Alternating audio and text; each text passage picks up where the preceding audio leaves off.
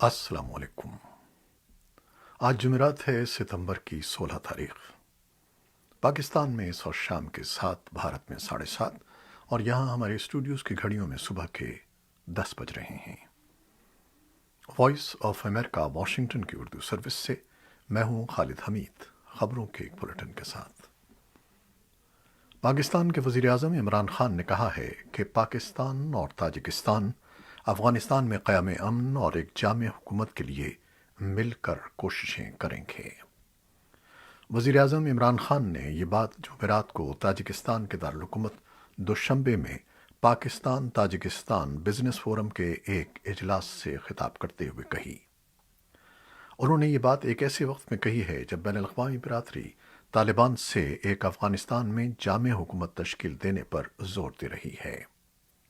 پاکستان کے وزیر اعظم نے کہا کہ ہماری خواہش اور دعا ہے کہ افغانستان میں 40 سال کے تنازع کے بعد امن آ جائے۔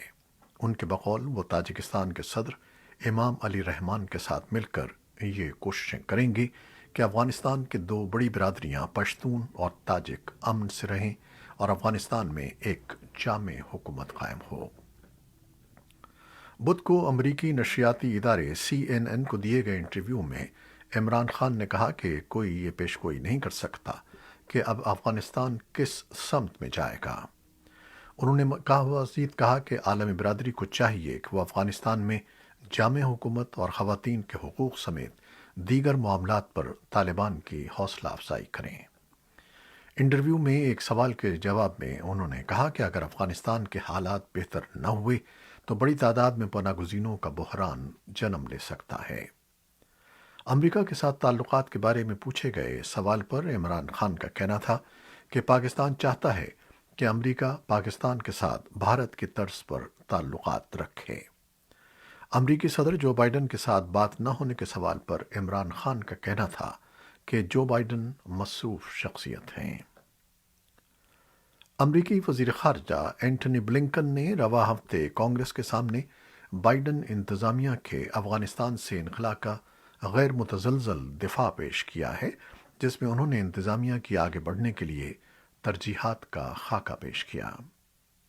بلنکن نے کہا کہ انتظامیہ افغانستان میں موجود 100 سے کم امریکیوں کے ساتھ ساتھ ممکنہ طور پر خطرے سے دوچار ہزاروں افغانوں کی مدد کرنے کے لیے انتھک کوششیں جاری رکھے ہوئے ہیں، اگر وہ ملک چھوڑنا چاہتے ہیں۔ بلنکن نے کہا کہ امریکہ قطر کے دارالحکومت سے اپنے اتحادیوں اور شراکت داروں کے ساتھ مل کر طالبان کے ساتھ رابطہ قائم کرنے کے لیے تیار ہے، جس کی بنیاد مفادات میں پیش رفت پر ہوگی۔ انتظامیہ نے پیر کے روز اعلان کیا تھا کہ وہ افغانستان کے لیے تقریباً $64 ملین کی نئی امداد بھیجے گی۔ اس مالی سال کے لیے مجموعی طور پر افغان عوام کی مدد کے لیے $330 ملین کی امداد فراہم کی جائے گی۔ بلنکن نے کہا کہ یہ امداد طالبان حکومت کے ذریعے نہیں بلکہ غیر جانبداروں جیسے غیر سرکاری تنظیموں اور اقوام متحدہ کی ایجنسیوں کے ذریعے دی جائے گی۔ امریکہ کے افغان مفاہمت کے لیے خصوصی نمائندے زلمے خلیل زاد نے کہا ہے کہ اگست کے وسط میں انہوں نے طالبان کے ساتھ آخری لمحات میں ایک معاہدہ طے کیا تھا، جس میں مذاکرات کے ذریعے سیاسی عبوری دور کے معاملات طے پائے تاکہ سرکش عناصر کو کابل سے باہر رکھا جا سکے، لیکن ان کے مطابق صدر اشرف غنی کی جانب سے ملک چھوڑ دینے کے فیصلے سے یہ منصوبہ دھرے کے دھرا رہ گیا۔ افغان نژاد امریکی خصوصی ایلچی زلمے خلیل زاد نے یہ انکشاف روزنامہ فائنینشل ٹائمز کو دیے گئے ایک انٹرویو میں کیا۔ طالبان کے ایک اہلکار نے بدھ کے روز قطر کے دارالحکومت دوحہ میں، جہاں ان کا سیاسی دفتر ہوا کرتا تھا، خلیل زاد کے ساتھ ہونے والی مفاہمت کی تفصیل کی تصدیق کی۔ طالبان کے ترجمان سہیل شاہین نے دوحہ سے وائس آف امریکہ کو بتایا کہ ہماری طرف سے اس بات کا یقین دلایا گیا تھا کہ ہماری فوج کابل شہر کے اندر داخل نہیں ہوگی اور ہم اقتدار کی پرامن منتقلی کے بارے میں بات کرنے پر تیار تھے۔ خلیل زاد نے فائنینشل ٹائمز کو یہ بھی بتایا کہ انہیں کوئی اندازہ نہیں تھا کہ غنی متحدہ عرب امارات میں سیاسی پناہ لینے کا ارادہ رکھتے ہیں۔ طالبان کے شریک بانی اور اب نامزد نائب وزیر اعظم ملا عبد الغنی برادر نے افغان سرکاری ٹیلی ویژن پر ایک انٹرویو دیا ہے، جبکہ ان کی موت کی افواہیں گردش کر رہی تھیں۔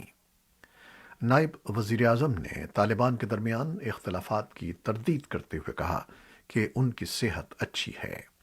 انہوں نے قندھار ملی ٹیلی ویژن سے گفتگو کرتے ہوئے نگراں حکومت کے حوالے سے طالبان قیادت کے درمیان اختلافات کو مسترد کر دیا۔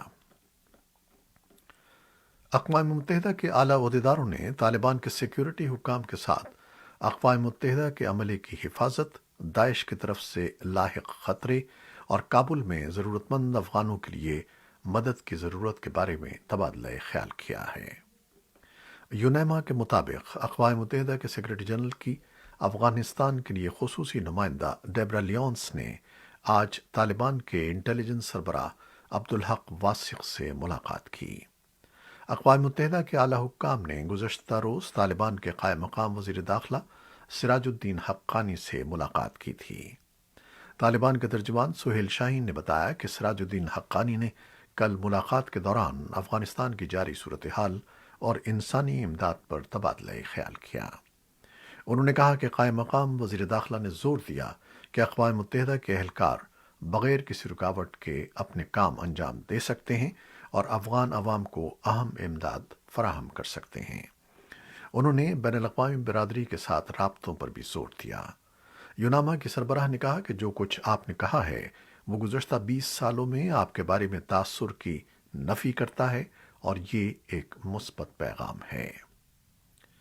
اقوام متحدہ میں پناہ گزینوں کے ادارے کے ہائی کمشنر فلیپو گرینڈی نے اپنا افغانستان کا 3 روزہ دورہ مکمل کر لیا ہے، جس کے اختتام پر انہوں نے اپیل کی کہ افغانستان کے اندر موجود لوگوں اور ملک سے باہر ہجرت کر جانے والوں دونوں کے لیے فوری اور مسلسل امداد فراہم کی جائے۔ گرینڈی کا کہنا تھا کہ افغانستان میں صورتحال اذیت ناک ہے اور لاکھوں افغان انسانی ہمدردی کی فوری امداد کے مستحق ہیں۔ گرینڈی نے متنبہ کیا کہ اگر عوامی خدمات اور معیشت تباہ ہو گئیں تو ہم اس سے زیادہ لوگوں کی اذیتیں اور ملک کے اندر اور باہر دربدری دیکھیں گے۔ ان کا کہنا تھا کہ ایک بڑے بحران سے بچنے کے لیے جس کے علاقائی اور بین الاقوامی اثرات ہوں گے، عالمی برادری کو فوری اور بھرپور کارروائی کرنی چاہیے۔ ہائی کمشنر گرینڈی اب پاکستان جائیں گے، جہاں وہ اعلیٰ حکام سے ملاقات کریں گے اور پناہ گزینوں کی صورتحال پر گفتگو کریں گے۔ کابل کی معزول حکومت کے افغان سفارتکاروں کے گروپ نے بدھ کے روز ایک مشترکہ بیان جاری کیا ہے، جس میں عالمی برادری کے رہنماؤں سے مطالبہ کیا گیا ہے کہ وہ طالبان کو باضابطہ طور پر تسلیم کرنے سے انکار کریں۔ بیان پر 24 عہدیداروں نے دستخط کیے جو غیر ملکی سفارتخانوں اور بین الاقوامی مشنوں میں کام کرتے ہیں۔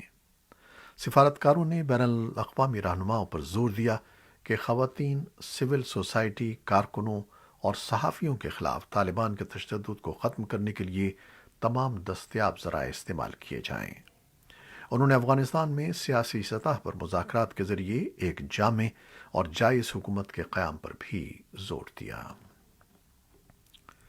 القاعدہ اور داعش دونوں دہشت گرد گروہوں کے حامیوں کے گزشتہ ماہ طالبان کی جانب سے ملک پر قبضے سے حوصلہ پا کر اپنی نگاہیں افغانستان پر مرکوز کرنے کے اشارے مل رہے ہیں۔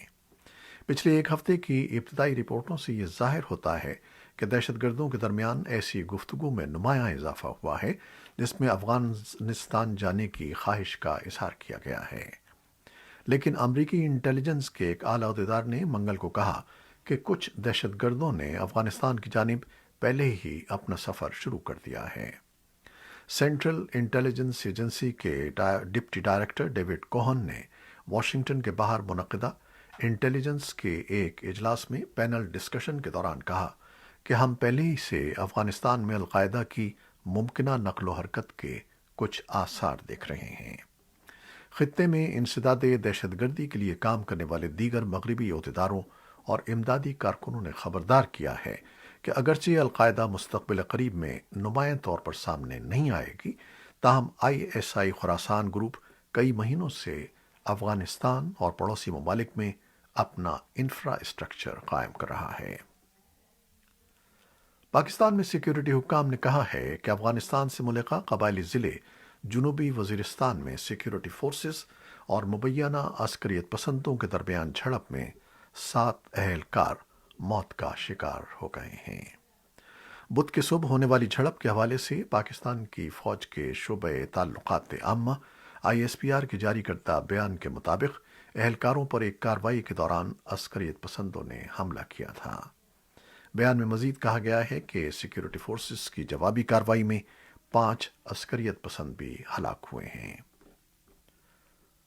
صدر جو بائیڈن نے بدھ کے روز اعلان کیا کہ امریکہ، برطانیہ اور آسٹریلیا کے ساتھ ایک نیا انڈو پیسیفک سیکیورٹی اتحاد تشکیل دے رہا ہے جو دفاع سے متعلق صلاحیتوں کے اشتراک میں اضافہ کرے گا۔ یہ ایسا اقدام ہے جو امریکہ اور چین کے تعلقات میں بڑھتی ہوئی خلیج کو گہرا کر سکتا ہے۔ ایسوسی ایٹڈ پریس کے مطابق بائیڈن، برطانوی وزیراعظم بورس جانسن اور آسٹریلوی وزیراعظم اسکاٹ موریسن اس نئے اتحاد کی تفصیلات فراہم کرنے کے لیے، جسے آکس کہا جائے گا، ویڈیو لنک کے ذریعے اکٹھے ہوئے۔ صدر بائیڈن نے کہا کہ اتحاد کا مقصد اس چیز کو یقینی بنانا ہے کہ ہم میں سے ہر ایک کے پاس تیزی سے ابھرتے ہوئے خطرات کے خلاف دفاع کے لیے درکار انتہائی جدید صلاحیتیں ہوں۔ صدر نے کہا کہ امریکہ آگے چل کر فرانس اور دوسرے کلیدی ملکوں کے ساتھ بھی قریبی طور پر کام کرنے کا منتظر ہے۔ اور اب کورونا وائرس سے متعلق خبریں۔ امریکہ میں ویکسین نہ لگوانے والوں کو کووڈ کی انفیکشنز میں اضافہ ہو رہا ہے، اور امریکی صدر جو بائیڈن نے کارکنوں کی ویکسینیشن پر گفتگو کرنے کے لیے بدھ کے روز کمپنیوں کے ایگزیکٹوز سے ملاقات کی۔ بائیڈن نے کہا کہ لیبر ڈپارٹمنٹ کم از کم 100 لوگوں کو ملازم رکھنے والی کمپنیوں سے جمعرات کو یہ تقاضا کرنے کی منصوبہ بندی کر رہا ہے کہ وہ ان کے لیے ویکسین لگوانا لازمی کر دیں۔ ویکسینیشن اور ٹیسٹنگ کے نئے تقاضے کورونا وائرس کی تیزی سے پھیلنے کی صلاحیت رکھنے والے ڈیلٹا ویرینٹ کے پھیلاؤ کو روکنے کے لیے بائیڈن انتظامیہ کی ایک وسیع تر کوشش کا حصہ ہے۔ جان ہاپکنز یونیورسٹی کے کورونا وائرس ریسرچ سینٹر کے مطابق اگرچہ ویکسینیشن فری اور بڑے پیمانے پر دستیاب ہے، لیکن صرف 55% امریکی مکمل طور پر ویکسینیٹڈ ہیں۔ پاکستان کے صوبہ سندھ میں بدھ کو کورونا پابندیوں میں نرمی کا اعلان کیا گیا ہے۔ حکومت سندھ کے ایک اعلان کے مطابق صوبے بھر میں ہفتے میں 6 روز رات 10 بجے تک مارکیٹیں کھولنے کی اجازت ہوگی۔ حکومتی اعلان کے مطابق شادی کی انڈور اور آؤٹ ڈور تقریبات کی بھی اجازت ہوگی، جبکہ انڈور ڈائننگ رات 12 بجے تک ہوگی۔ حکومت سندھ کے مطابق اتوار کا دن سیف ڈے ہوگا، اس دن کاروبار بند رکھنے کا فیصلہ کیا گیا ہے۔ علاوہ ازیں صوبے بھر میں دفاتر 100% حاضری کے ساتھ کھولنے کی اجازت دی گئی ہے، جبکہ پبلک ٹرانسپورٹ کو 50% گنجائش کے ساتھ چلانے کی اجازت ہوگی۔ قانون کے نفاذ اور سائبر سے متعلق امریکی حکام کے مطابق امریکہ کی جانب سے روسی صدر ولادیمیر پوٹن کو ملک میں سائبر مجرمان کو پناہ دینے کے انتباہ کے باوجود اس معاملے پر کوئی خاص توجہ نہیں دی گئی۔ فیڈرل بیورو آف انویسٹیگیشن کے معاون ڈائریکٹر پال ایبیٹی نے منگل کے روز بتایا کہ اس بات کا کوئی اشارہ نہیں ملا کہ روسی حکومت نے رینسم ویئر میں ملوث ان جرائم پیشہ عناصر کے خلاف کسی قسم کی کوئی کارروائی کی ہو جو من مانے ماحول میں اپنا کام جاری رکھے ہوئے ہیں۔ انہوں نے یہ بات واشنگٹن کے قریب منعقدہ انٹیلیجنس کی سربراہی کانفرنس سے خطاب کے دوران کہی۔ امریکہ کے صدر جو بائیڈن نے روسی صدر کے ساتھ 2 بار ٹیلی فون پر رابطہ کیا تھا، جس میں ان پر زور دیا تھا کہ روس میں کار فرما ان سائبر ملزمان کے خلاف قدم اٹھایا جائے۔ ان میں ایک ٹیلی فون رابطہ جون میں جنیوا میں منعقدہ سربراہی اجلاس کے دوران کیا گیا، جبکہ دوسرا رابطہ اس کے 1 ماہ بعد کیا گیا۔ انسانی حقوق کے بین الاقوامی ادارے ہیومن رائٹس واچ نے جمعرات کے روز کہا ہے کہ ایریٹریا کے پناہ گزین ایتھوپیا میں 1 ماہ سے جاری جنگ میں گھر گئے ہیں اور ان کے ساتھ ایسی زیادتیاں ہوئی ہیں جو واضح طور پر جنگی جرائم کے زمرے میں آتی ہیں۔ امریکہ میں قائم انسانی حقوق کے نگراں ادارے نے ایک نئی رپورٹ جاری کی ہے جو ایریٹریا کے فوجیوں اور ایتھوپیا کے شمالی ٹیگرے کے علاقے کے باغی جنگجوؤں دونوں کے کردار کی تفصیلات بیان کرتی ہیں۔ ادارے کی افریقہ کے لیے ڈائریکٹر لیتیشیا بیڈر کا کہنا ہے کہ ٹیگرے میں ایریٹریا کے مہاجرین کے بڑے پیمانے پر ہولناک قتل، جنسی زیادتیاں اور لوٹ مار صاف طور پر جنگی جرائم ہیں۔ ان کا کہنا تھا کہ کئی سالوں سے ٹیگرے پناہ گزینوں کی جنت تھا، لیکن متعدد لوگ سمجھتے ہیں کہ یہ اب محفوظ نہیں رہا۔ ہیومن رائٹس واچ کا کہنا ہے کہ تمام متحرک فریقوں کو پناہ گزینوں کو نقل و حرکت کی اجازت دینی چاہیے اور ان تک امداد کی رسائی ہونی چاہیے۔ اسپیس ایکس کا خلائی جہاز امریکی ریاست فلوریڈا سے 4 عام مسافروں کو لے کر خلا کے سفر پر روانہ ہو گیا ہے۔ بدھ کی صبح اڑان بھرنے والی اس خلائی جہاز میں ای کامرس کی دنیا کی ارب پتی شخصیت سمیت 2 خواتین بھی شامل ہیں۔ دنیا کی تاریخ میں پہلی بار ایسا ہوا ہے جب خلا میں بھیجے گئے تمام افراد عام شہری ہیں اور ان میں کوئی بھی خلا باز شامل نہیں ہے۔ فلوریڈا میں ناسا کے کینیڈی اسپیس سینٹر سے روانہ ہونے والے اس گروہ کی قیادت امریکی فائنینشل سروسز فرم کے ارب پتی مالک اور بانی جیرڈ آئزک مین کر رہے ہیں۔ خبر رساں ادارے رائٹرز کے مطابق اسپیس ایکس کی یہ فلائٹ جیرڈ آئزک مین کی جانب سے ہی چارٹر کی گئی ہے، جس کے لیے انہوں نے بھاری رقم ادا کی ہے، لیکن یہ رقم کتنی ہے اس بارے میں تفصیلات جاری نہیں کی گئیں۔ یہ تھا وہ بلیٹن جو ہم نے آپ کے لیے پیش کیا۔ ہمارا یہ بلیٹن ہماری ویب سائٹ، یوٹیوب اور پوڈ کاسٹ پر بھی پیش کر دیا جاتا ہے۔ ہمارے اس بلیٹن کو شیئر کرنا نہ بھولیے گا۔ خالد حمید کو اب اجازت دیجیے گا۔ اللہ حافظ۔